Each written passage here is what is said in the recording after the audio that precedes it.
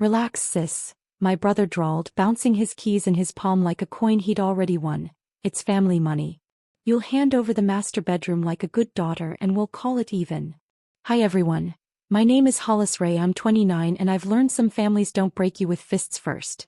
They soften you with jokes, with the kind of laughter that pushes you to the edge and then pretends it's a hug. I used to believe love meant opening doors and setting extra places at the table.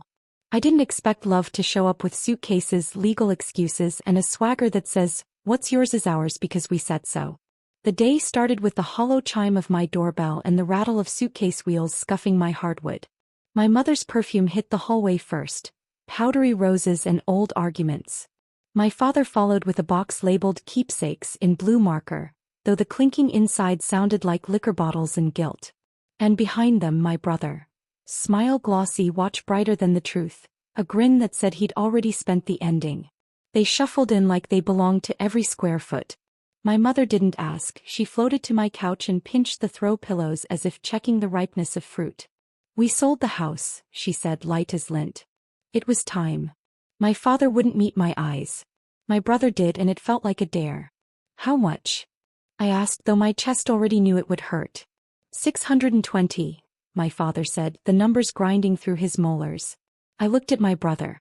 He just smiled wider. They believed in me, he said, like belief came with wire transfers and a burner trail of Venmo requests. Seed capital. Vision. Family investment. That word family knifed clean through the air. My parents nodded, small, obedient nods in his shadow. The betrayal wasn't the number. It was the casual way they carved me out of it, the way we became him, the way their eyes searched my house like it was a mall they were entitled to shop. My mother clapped once, bright as a kitchen timer. We'll take the master. Your father's back needs the bigger mattress. The floor felt suddenly unsteady, like I was standing on the roof of the old house they'd just traded for my brother's dreams. My name on the deed pressed against my ribs like a secret. This was the moment my spine had to choose. A bend or a lock. No, I said. Just that. Plain. Simple. A word with teeth. My brother laughed, a short, sharp sound. Cute. He stepped closer, the watch face blinking noon in my peripheral vision. You're not serious. I am. I kept my voice low, each syllable soldered. You can stay for dinner. You cannot move in. The laughter died. Something mean flickered through his eyes, a storm bulb popping. He reached out, as if to pat my shoulder, as if we were children and he was staging some gentle theater. His palm snapped across my cheek instead. The sound was bright and brittle, the kind of crack that makes a house hold its breath. My face went hot, then cold. The metallic taste of shock threaded my tongue. My mother gasped, but it was the polite kind, the kind you hear in galleries. My father set the box down very carefully, like setting down a verdict. I didn't raise my voice. I didn't raise my hand. I raised my phone. On the black glass, my reflection looked like a woman I had been practicing becoming. Steady, winter calm, unimpossible to move. The contact was already pinned. The air in the room thinned to a wire. Put that away, my brother said too fast. I didn't. I watched my thumb hover over the call button and felt something inside me cinch. A knot pulled tight enough that it becomes a blade. Outside, somewhere, a delivery truck beeped as it backed into its perfect place. Inside, I let the word shape itself, cold and precise. A promise I could mail in a plain envelope that would still make hands shake. Subpoena. The sound of it lived on my tongue like steel, and my brother for the first time all day blinked. My cheek still burned from his hand, a phantom sting that pulsed like an echo, but my silence was louder than his slap. He expected screaming, tears, maybe even me crumbling the way I had at 16 when he shoved me against the wall and our parents told me to let it go. But I didn't flinch this time. I only looked at him the way an attorney looks at a weak case. Don't you dare, he hissed, but his voice cracked halfway like a boy caught stealing. I pressed call. Mia's voice filled the kitchen with the calmness of someone who makes chaos her career. Hollis, what's wrong? Emergency, I said evenly. My parents have attempted to move into my property uninvited. My brother just assaulted me. I need the paperwork drawn, today. I didn't lower my eyes from his face. His smirk faltered as if each word was a nail being driven. My mother's hand fluttered uselessly toward him as though shushing me could turn back time. Assault. Mia repeated. Do you want me to file both civil and criminal claims? Yes. My voice didn't shake. Not this time. My brother's jaw clenched. You wouldn't. But the truth, the one I had swallowed for decades, was that I finally would. I had paid their debts in secret, taken their dismissals with bowed shoulders, and lived under the endless chorus of you're less, you're weaker, you're not him. The years had primed me for this single, ice-cold moment of clarity. Mia's tone sharpened. Expect a subpoena within hours. You'll have them served before the week is out. The line went dead, but the silence it left behind was deafening. My parents shifted uneasily on the couch, as though the cushions themselves had turned into courtroom benches. Sweetheart, my mother tried, her voice syrupy and desperate, you wouldn't drag family into court. I turned to her slowly, my cheek throbbing with proof. Family dragged me there first. I'm just answering the summons they wrote with every betrayal. The words cracked something in the room. My father suddenly found interest in the pattern of my rug, avoiding my gaze like a man hiding from his own reflection. My brother laughed then, a short, jagged sound. You'll lose. They'll laugh you out of court. I've got the money. I've got the charm. And you, he jabbed a finger toward me, his face reddening, you've always been the weak one. But beneath his bravado I caught it, the flicker of panic, quick and sharp like a rabbit realizing the trap was set. He'd grown so used to my silence he forgot it could turn into evidence. Outside, the sky began to bleed into dusk, painting the glass windows with bruised orange and shadow. It felt like the world was staging a spotlight just for us. I crossed my arms, grounding myself in the hardwood beneath my feet. Enjoy tonight, I said quietly. It'll be the last night you stand in this house without permission. For the first time all day he didn't have a comeback. The clock on the wall ticked, steady as a gavel. And I felt it, the shift, the tilt of power rolling away from him and into my hands, cool and sharp as glass. Because subpoenas don't just arrive on paper. They arrive in the way silence starts to strangle. They arrive in the way a bully suddenly realizes he's cornered by truth. And my brother, my golden brother, was already sweating. The night pressed itself against the windows like a witness, black and heavy, but inside my house every detail was lit in the glare of what had just happened. My cheeks still burned, but something deeper burned brighter, resolve. My brother paced, his shoes scratching across the hardwood, the sound sharp, impatient. He kept glancing at the door as though the subpoena itself might come walking in before sunrise. My mother wrung her hands like a nervous actress, muttering that this was a misunderstanding, that family shouldn't fight like this. My father just sat there, shoulders stooped, the weight of his silence louder than any defense. I stood tall in the center of the room, a figure they had never expected me to be. You wanted to sell your house, fine. You wanted to gift him every cent, fine. But you will not treat mine like a hotel you can waltz into. And you, I turned to my brother, locking eyes with the man who once made me cry over stolen allowance money, will never lay another hand on me again. He scoffed, trying to recover his swagger. You're overreacting. No judge will take you seriously. I'm the one with the business plan, the future. You're just you. That just you sliced deeper than the slap. 4 years it had been their anthem, the subtle anthem of dismissal. The girl who studied late nights, who worked 2 jobs to keep her scholarships, who quietly covered bills when dad's hours were cut, always invisible under the glow of her golden brother. I didn't argue. I didn't need to. Instead I walked to the sideboard, slid open a drawer and pulled out a slim folder I had kept sealed for months. Bank statements, receipts, text screenshots, proof of every loan I had given, every time I had been the one bailing them out. I placed it on the coffee table between us like a silent grenade. What's that? My mother asked, her voice thin. Evidence, I said. Of who's really been keeping this family afloat. And of how you repaid me. My brother's grin faltered. He flipped through a page or two and the color drained from his face. He hadn't known. None of them had wanted to know. Tomorrow, I continued, voice calm, deliberate, my lawyer will add this to the case. Not just the assault. Not just the attempted illegal occupation. The financial exploitation too. Every cent I covered while you handed him $620,000. The air shifted, suddenly heavy, suddenly dangerous. My mother clutched her pearls like they could shield her from truth. My father buried his face in his hands. And my brother, who had always been untouchable, slammed the folder shut. You're bluffing. but the tremor in his hands betrayed him. The room held its breath.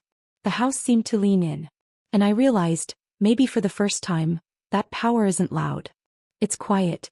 It's the silence after a storm when everyone knows something has changed forever. I looked at him one last time, steady as stone. Tomorrow the papers arrive. Tonight you can leave. And in that instant I watched it happen. The first crack in his armor, the faint, desperate look of a man who had finally met a wall he couldn't charm his way through. The kind of wall that doesn't fall. They didn't leave that night. Of course they didn't. My brother muttered about not being intimidated. My mother whispered prayers into her hands, and my father dozed in the recliner like a man who'd given up decades ago. But I barely slept either. Every tick of the clock was a countdown, every shadow stretching across the ceiling a reminder of what tomorrow would bring. At dawn, I dressed not like a daughter, not like a sister, but like a woman walking into war. Black suit, hair pulled back, lips pressed into the shape of finality. I brewed my coffee as their suitcases sat like squatters by my hallway. My brother stumbled into the kitchen, his eyes bloodshot. "You think a judge will take your side?" he sneered, but his voice was hoarse like he hadn't slept either. "They don't have to take my side," I said calmly. "They'll just look at the law. And the law doesn't care about your charm." Right on cue, a knock at the door. The kind of knock that doesn't wait long. My heart surged once, then steadied. I opened the door to a process server, crisp envelope in hand. "For Mr. and Mrs. Ray. And for Mr. Jonathan Ray." The name hit the room like shrapnel. Jonathan, my brother, froze mid-sip of orange juice. My mother gasped, clutching the counter as though the subpoena were a gunshot. My father took the envelope with trembling fingers, the seal breaking louder than thunder. Jonathan snatched his copy, his hands shaking despite the smirk he tried to plaster on his face. He scanned the pages, lips moving soundlessly until the words seemed to choke him. This is ridiculous," he stammered. "You can't drag your own family into court." "I can," I said softly. "And I will." The kitchen was silent except for the hum of the refrigerator. My mother whispered, "Hollis, please, we can fix this quietly." I shook my head. "Quiet is how you've kept me small. Quiet is how he's stolen everything while you applauded." Quiet ended the second his hand hit my face. Jonathan's mask slipped. The panic he'd hidden all night spilled out in beads of sweat. He crumpled the subpoena in his fist, but paper can't erase truth. "You'll regret this," he spat, voice cracking. "You'll regret ever crossing me." But regret wasn't mine to carry anymore. It was his. It was theirs. Because as the sun climbed higher, washing my kitchen in unforgiving light, I realized something. For the first time they were the ones standing on the shaky ground. Not me. And my brother, the man they crowned king with $620,000, was unraveling before my eyes. The fight had only just begun. Courtrooms smell like paper and nerves. The air is recycled but the tension is fresh. That morning as I stepped through the heavy wooden doors, my heels clicking against marble, I felt the weight of generations pressing down. Years of being silenced, dismissed, replaced. Every whisper of "you're not him" trailed behind me like ghosts. Jonathan was already there, swagger packaged into a navy suit that fit like a costume. He leaned back in his chair, flashing smiles at the bailiff, at anyone who would look. But his eyes darted every time they brushed past me. He wasn't untouchable here. Not with the judge's gavel waiting above him. My parents sat behind him, their loyalty obvious, their fear even louder. My mother clutched her purse like it contained more than tissues, like it held the scraps of control she was desperate to keep. My father avoided my gaze completely, studying the floor tiles as though each was a lifeline. Mia slid into the seat beside me, a presence sharp as glass. "You're steady," she whispered. "Good. Don't flinch." He's already unraveling. The case began. Assault. Attempted illegal occupation. Financial exploitation. Each word stacked heavier than the last. My brother's lawyer objected, sneered, tried to dismiss it all as a family misunderstanding. But every time he spoke, Mia countered with precision. Documents, receipts, statements, the folder I had guarded for months. It was all spread bare now. The judge raised an eyebrow at the evidence. "So," she said coolly, "Miss Ray has supported this family financially for years, while her brother received over $600,000 from the sale of the family home. And yet you attempted to seize her property? Jonathan shifted in his seat, color draining. It wasn't like that, he muttered. Then how was it? The judge pressed. He opened his mouth but no words came. For once the golden boy's charm had no currency here. The silence stretched, brittle and humiliating. I watched my mother's face crumple, her lips trembling like a prayer had just betrayed her. My father's jaw clenched, eyes fixed on his son, the disappointment he never allowed himself to show finally leaking through. Me. I sat tall, spine straight, my pulse calm. Because this was the moment I had always been denied. The moment when truth had a stage, when I wasn't the extra, the shadow, the afterthought. Jonathan finally slammed his palm on the table, voice breaking. She's ruining us. The courtroom froze. His outburst hung in the air, raw and desperate. He sounded less like a man, more like a child realizing his crown was made of paper. The judge's gavel cracked once, silencing him. And in that echo I knew, the power was no longer his. It was mine. The gavel's echo still rang in my bones when the judge called for recess. We filed out into the hall, marble floors stretching like a battlefield. Jonathan stormed ahead, his shoes slamming against the tiles, his breath sharp and uneven. My parents trailed him like shadows.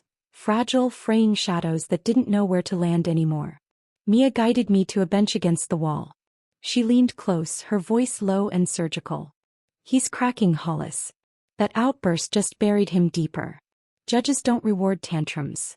I nodded, my pulse steady, my hands folded neatly in my lap. Inside me, something long buried was surfacing. A strength that didn't roar but hummed. A strength that felt unshakable. Jonathan turned suddenly, stalking back toward me. His face was red, his jaw tight, his tie yanked loose like it was strangling him. You think this makes you strong? Suing your own family? You'll walk out of here alone, Hollis. Alone.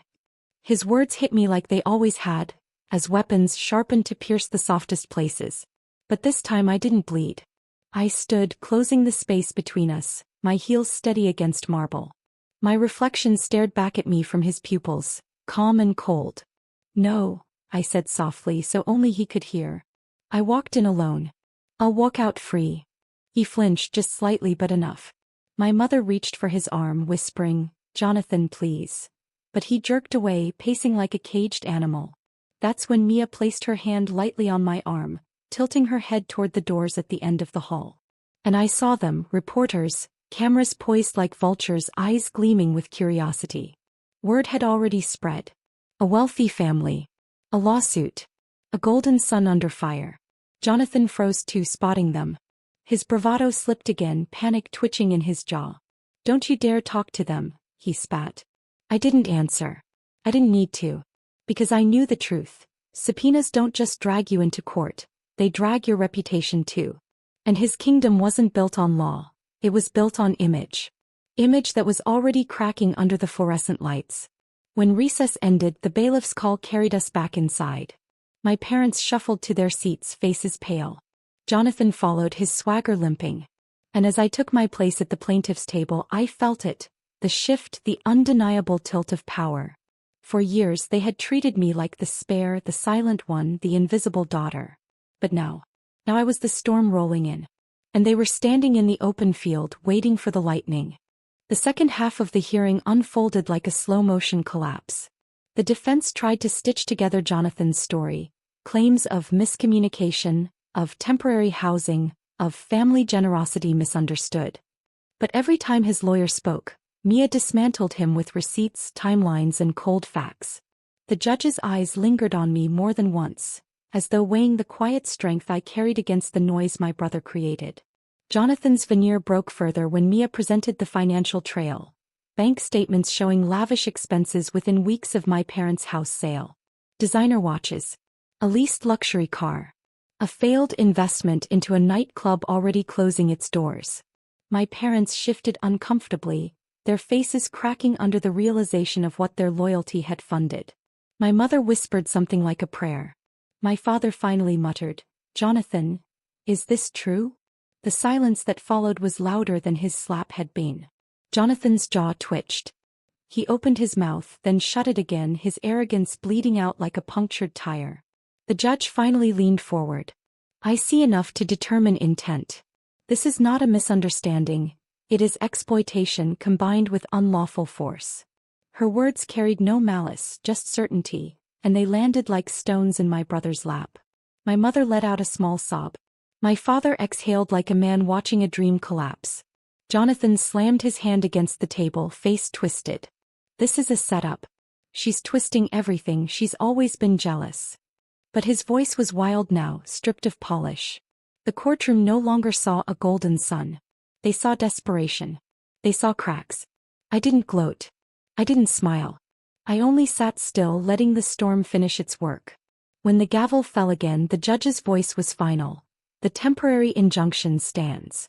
Mr. Jonathan Ray and Mr. and Mrs. Ray are barred from occupying the plaintiff's residence.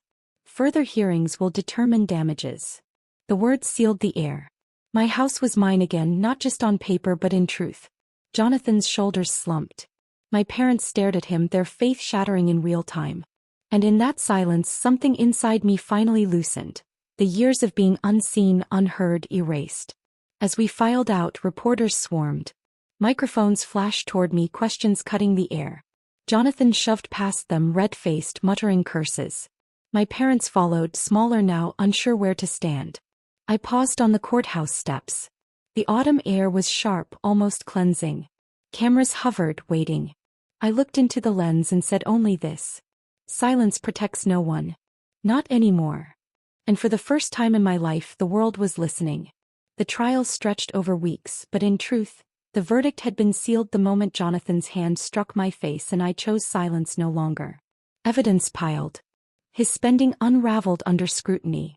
His arrogance curdled into desperation. When the final judgment came, the courtroom was hushed, as though the walls themselves wanted to hear every word. Restitution is ordered, the judge declared. Mr. Jonathan Ray is to repay all funds misused from the sale of the family home. An injunction remains permanent. Neither he nor Mr. and Mrs. Ray may reside in or claim the plaintiff's property. Damages for assault and financial exploitation are granted to Ms. Hollis Ray. The gavel fell. My brother's face drained of color, his lips parting like a man staring into a future he never imagined. My mother's sobs broke the silence, her manicured hands trembling as if she could pray the ruling away. My father's shoulders sagged, decades of favoritism crumbling under the weight of truth. But me. I exhaled. Just once, long and steady, like a bird finally opening its wings after a storm. Outside, reporters waited. Questions flew, but I didn't give them drama. I gave them truth. Justice isn't revenge, I said. It's clarity. And today the truth was seen. I walked away then, the courthouse steps bright beneath the morning sun. Behind me, my family fractured. My brother shouting into phones, my mother pleading with him, my father too quiet to bear. But they were only echoes now, distant and hollow. At home, I unlocked my door, stepping into silence that was mine again. The air felt different, lighter, steadier. My walls no longer carried their footsteps, their demands, their shadows.